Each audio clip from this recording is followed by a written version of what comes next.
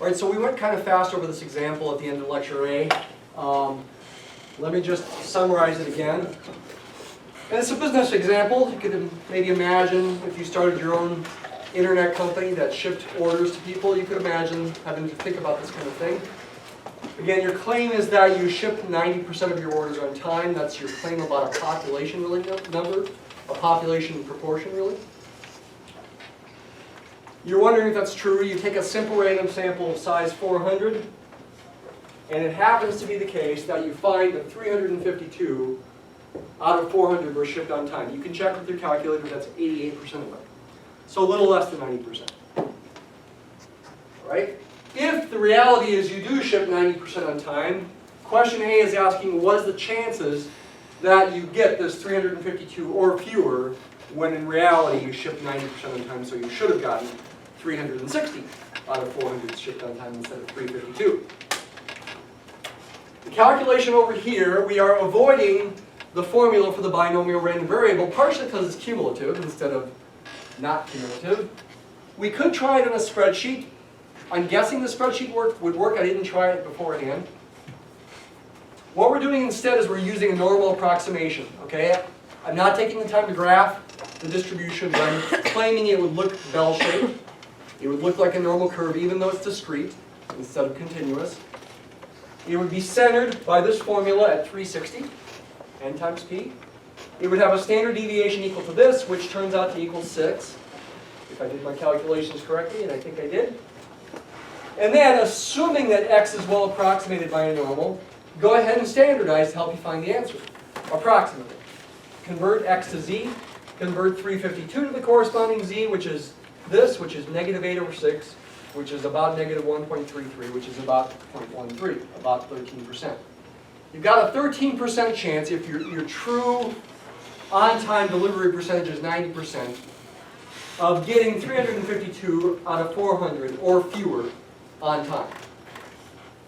It's a small probability, but not really, really small. It could happen once in a while, once out of every 7 or so trials, once out of every 8, that you ship 400 and you get 352 or less.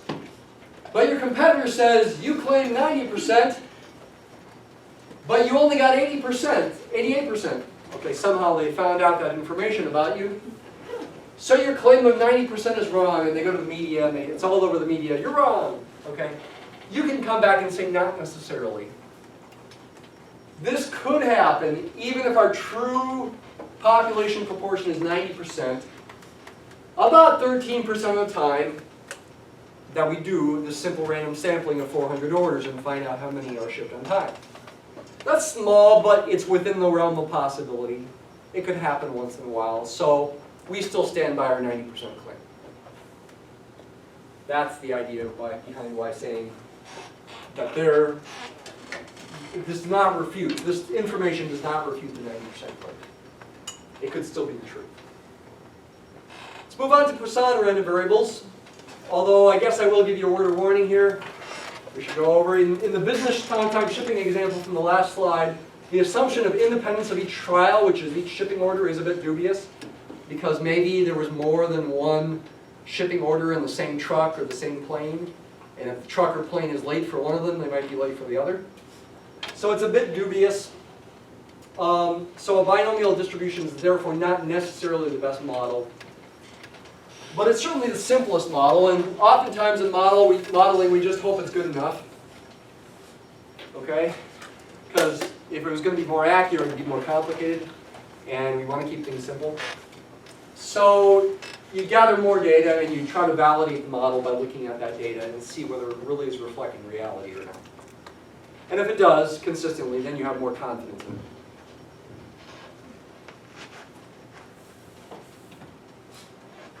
We talked about Poisson probability formulas and Poisson random variables last time. It's pretty similar to binomials. You're still counting the number of successes. Success in quotes, it doesn't have to be a positive connotation. It doesn't have to be a positive thing that success stands for. However, the main difference is you don't have a fixed number of trials. There's no n. And theoretically, your count could be arbitrarily high, or more practically, maybe you don't know how high it can be. Thinking about the earthquake example from last time, I think I said the mean number of earthquakes in Southern California above magnitude 4.0 or higher per year, I believe, was 15 to 20. We talked about that last week. You know, how many earthquakes could occur in a year? I don't know. 100, 1,000, 1,000,000? Probably not, but it's hard to say exactly what the upper bound would be. So that's the most fundamental difference, is you don't know how many trials there are. There's no fixed number of trials, but you're still counting the number of successes. Instead of saying what the probability of success is, you identify the mean of the variable right away based on past data, and the formula is this. That's how you find the probability that x equals k. Let's go ahead and use the formula for a quick example. I'll do it up on the whiteboard. You can use the calculator.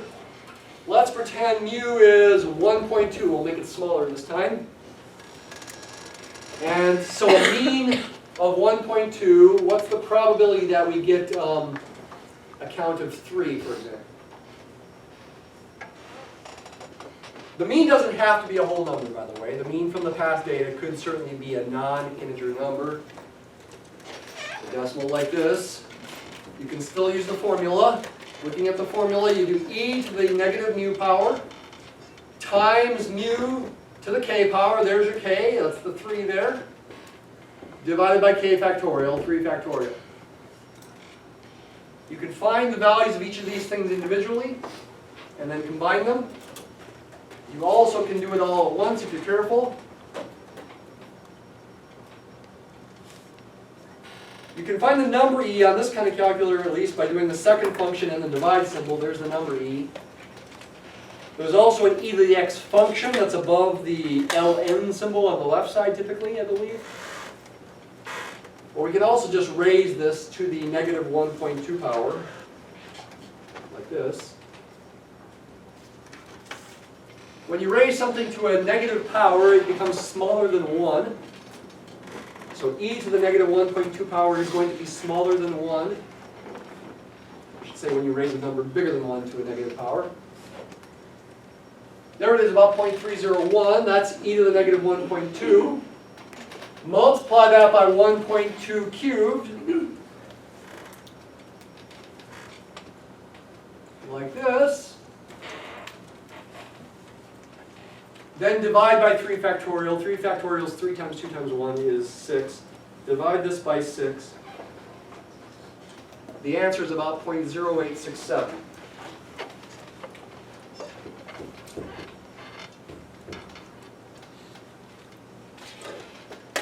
Okay?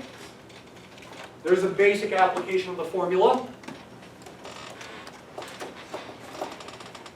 How about on a spreadsheet? Instead of equals binom dis, you use equals Poisson, and again, it's not Poisson. 2 S's in there. Poisson, and maybe it's even Poisson or something like that if I'm really going French. Equals Poisson, k is, again, your number of successes. It's the value of x that you're thinking about. Then the mean, mu, then cumulative, either false or true. If you want it to be a probability that x equals some number, then use false for cumulative. And then if you want the probability that x is less than or equal to some number, you want true. And again, the less than or equal to is important here, not a less than. The true does less than or equal to.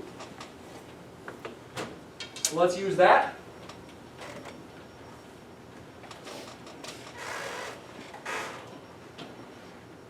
Let's see. Copy and paste this stuff over and then make modifications. Instead of an n and a p, I just have a mu. Get rid of the p completely. Let's do the mu equals 1.2 case. K for a Poisson could go arbitrarily high. I'm making it go up to 10 here, but it theoretically could keep going. Maybe I should go for a while here just to illustrate that you can. Oops, why did it go to 6 there? I don't know.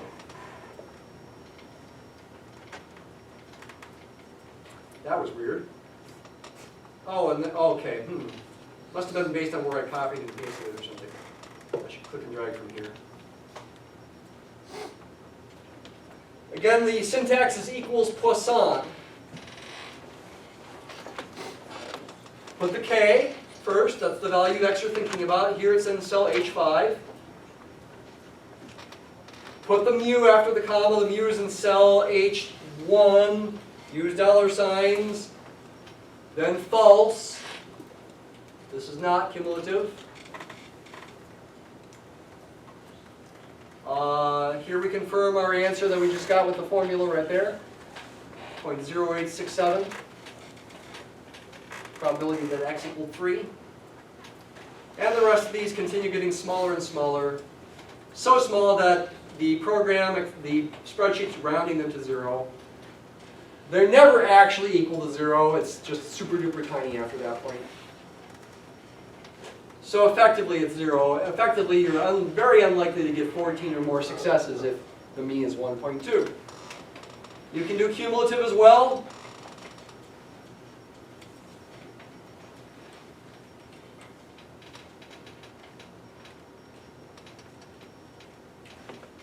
Do a true. These have to add up, or these have to approach 1, and eventually they, up to rounding, equal 1. Though they never actually equal 1 exactly. And then if you want the mean, do x times, or k times the probability, which is the same as x times p.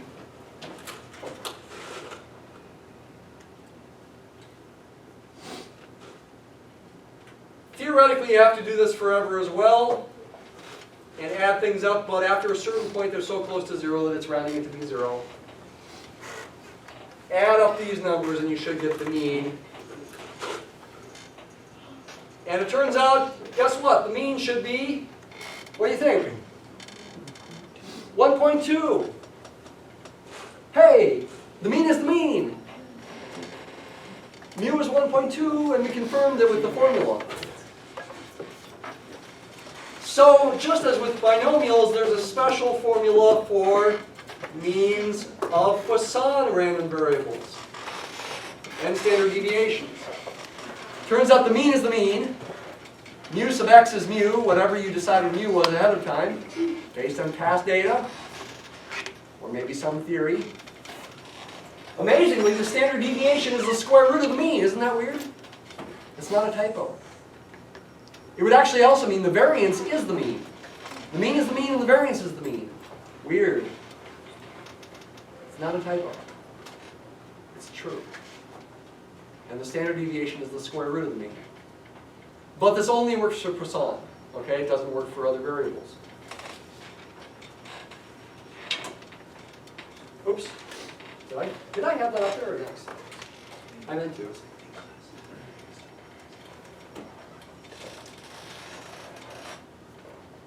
So you actually can use normal approximations for Poissons too, at least if you look at the graph and it looks bell-shaped. We're not going to do that today. You can use the spreadsheet, you can use the formula. You're going to do practice an electronic assignment with the spreadsheets, essentially doing what I was just doing with both a binomial and a Poisson, making these tables of values. And I'm going to want you to make a bar chart of the probability distributions as well. We've done those bar charts before.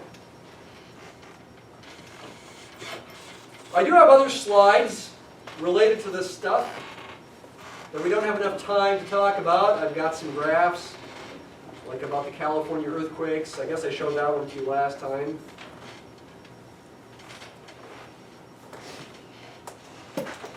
I got graphs that I didn't make for you, but I made before class for Poisson when mu was 1.2. This is a probability distribution. The heights of the bars are the probabilities. This is a cumulative distribution. The points, their second coordinates, are probabilities. The height of this point is the probability of x being less than or equal to 2. This number being 2 right there. This is cumulative, so it's a less than or equal to right there. This height right here, well, let's go with this one right here. This height is the probability that x equals 2. a little bit higher than 0.2. This height, close to 0.9 almost, is the probability of x being less than or equal to 2. That's cumulative. This is not. These are the kinds of graphs you're going to make for the electronic assignment. For the rest of time today, though, I want to start chapter 6.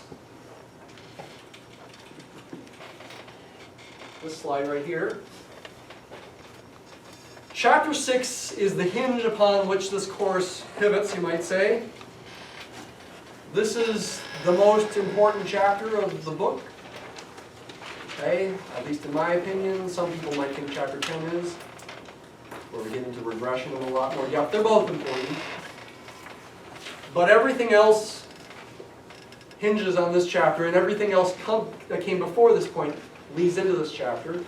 Chapter 6 is about the basics of inferential statistics for means, which is the simplest case. And the first thing we're trying to do is create what are called confidence intervals to estimate a population mean when you assume, unrealistically, that a population standard deviation is known. So it's not realistic because we're going to assume we know a population standard deviation when we don't know the population mean. But we make this assumption to keep things as simple as possible. This chapter is hard enough as it is, okay, without the extra complication of saying we don't know the population standard deviation. We want to focus on the concepts in this chapter. They're hard enough concepts as they are. Here's the setting. We assume we're doing simple random sampling of a certain size n from a population with an unknown mean mu. And I meant to put a mu in there.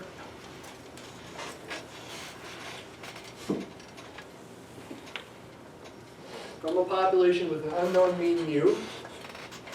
Now we'd like to know the sample mean x bar, which is a statistic, not a parameter. Mu is a parameter. A number that describes a population. It's not known. X bar is a statistic. It's a number we can calculate from a sample. And it's really a variable in the abstract because its value changes if you take different samples. We know that's unbiased. It's an unbiased point estimator for mu. The mean of x bar, its sampling distribution, equals mu. Typically, about half the values of x bar will be above mu and about half will be below when you do repeated random sampling. However, it would rarely equal mu exactly. So it would be, we wonder, is it possible to give ourselves a cushion in our estimate to give ourselves a better chance of capturing the population mean, mu? Can we expand our 1 point estimate to an interval estimate? That's the question. To give ourselves a better chance of capturing the true unknown population mean mu somewhere in that interval. And the answer is yes, with a caveat. And that caveat is you typically can't be 100% sure, 100% confident is the way you say it, that you still have captured the true value of mu. You could be 100% confident if you, for example, allowed your interval to be the entire number line. But who would want to do such a thing? That's not very helpful. So that's not a typical thing to do. Typically, we don't use the entire number line as our confidence interval because it's kind of pointless to do so, even though we could be 100% confident in that case. So we make it smaller. How small? It depends. But if we make it smaller, then we can't typically be 100% sure or 100% confident that the true value is captured in them.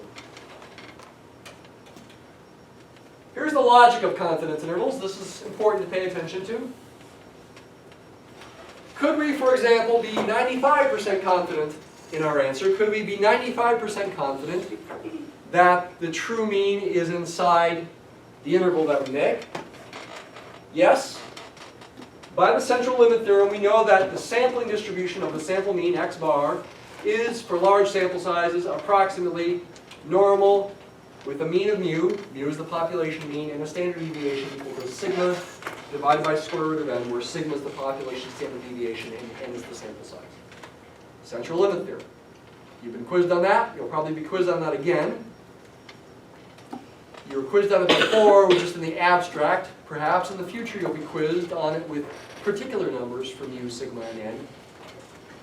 Simple numbers so you can do the calculation without a calculator. That could come up on a future quiz. So what does that tell us? Hence, before we actually do any sampling, we say, okay, I'm about to do some sampling. Probability is always forward-looking. I'm about to do something. We can assess the probability that, for example, x bar is within 2 standard deviations of the population mean mu. How? How can we assess that probability? Use the table, the z-table, or the 68, 95, 99.7 rule to say, for example, there's about a 95% chance, a 95% probability that x bar will be within 2 standard deviations of the mean mu. Mu is the mean of the population, also the mean of the sampling distribution of x bar. I should draw the sampling distribution here. We'll pretend that's the sampling distribution of x bar. We know it's centered on the population mean mu.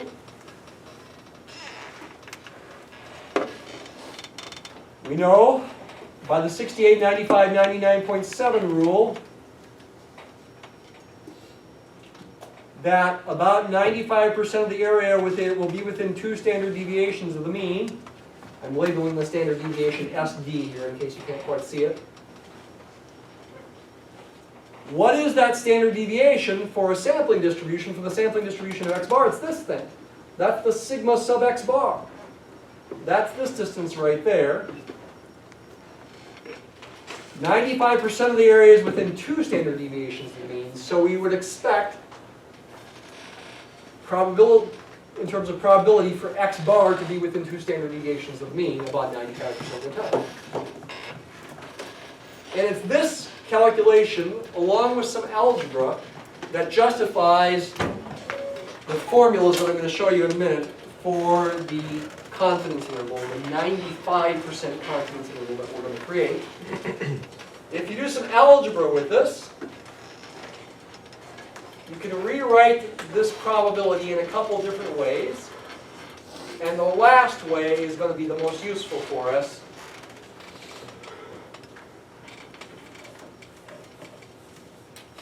So this is the probability statement from the last slide. Based on the central limit theorem, based on the fact that x bar is approximately normal. I guess I don't really need that here in writing this because I'm not converting to z. Although I do need this in saying it's approximately 0.95. What are the chances that x bar is within 2 standard deviations of the mean mu? Doing a little algebra, you can rewrite this string of inequalities as 2 separate inequalities with an and. If you look at this first one here, and if you add 2 times sigma over square root of n to both sides, you get this. If you look at the second one here, and if you subtract 2 times sigma over square root of n from both sides, you get this. For this string of inequalities to be true, this one and this one must be true. And those inequalities can be combined into a string like this. This one says mu is less than that, this one says this is less than mu. Therefore, you can say mu is between these 2 numbers. And that probability is about 0.95. So that's a 95% probability that before you actually do the sampling that you're going to capture the population mean mu. After you do the sampling, the probability has gone away. And instead of using the word probability for this 0.95, you call it a confidence level. To sort of say we're done with the randomness. Now, there's no more sampling to do. We're 95% confident that the true mu is in between these 2 numbers. In reality, though, those numbers are not quite as precise as we might like. We will instead use 1.96 as the multiplier instead of 2. In reality, a 95% probability is better attached to being 1.96 standard deviations away from the mean rather than 2. Right? So we're going to use 1.96 for 95% confidence intervals when sigma is known instead of 2. These are the formulas you need to use. And you can use either one. You can either write your answer like this, plug in your numbers, simplify, or you can write your answer like this, plug in your numbers, simplify. These represent the same set. What I've got here in the second thing, with the parentheses, is I've got what's called interval notation.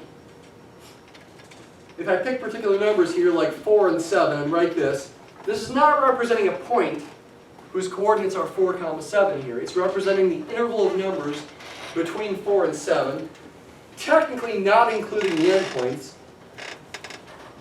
And that's the way our book writes them. It wouldn't be a big deal if you included the endpoints and used closed interval notation with square brackets, if you've learned about that in the past. That wouldn't be a big deal. But our book typically writes it in open interval notation. That's the left endpoint, that's the right endpoint. Plug in the formula and simplify. Okay? You can also write it in plus or minus notation. If the interval happened before to 7, like this, x bar is going to be the midpoint. X bar would have been 5.5 for this interval right here. And the margin of error would have been the distance between that midpoint and either endpoint. 5.5 is halfway between 4 and 7. It would be the value of x bar for this example. And the margin of error, which is this distance between the midpoint and either endpoint, that would be 1.5. So 5.5 plus or minus 1.5 is an alternative way of writing the answer if your interval could also be written like that. But for practical problems, you have to calculate x bar. You have to know sigma, you have to know n. Then you just plug in the formula and simplify. You can write your answer either way. In fact, I would encourage you to write it both ways to solidify what you're doing. And that these are the endpoints, and this is the midpoint, and this is called the margin of error. I would encourage you to write it both ways. The back of the book typically writes the answers that way. Okay, so it's not a hard calculation. The concept is harder though. I want you to work on both the calculation and the concept. We will certainly talk about it in the next time. See you then.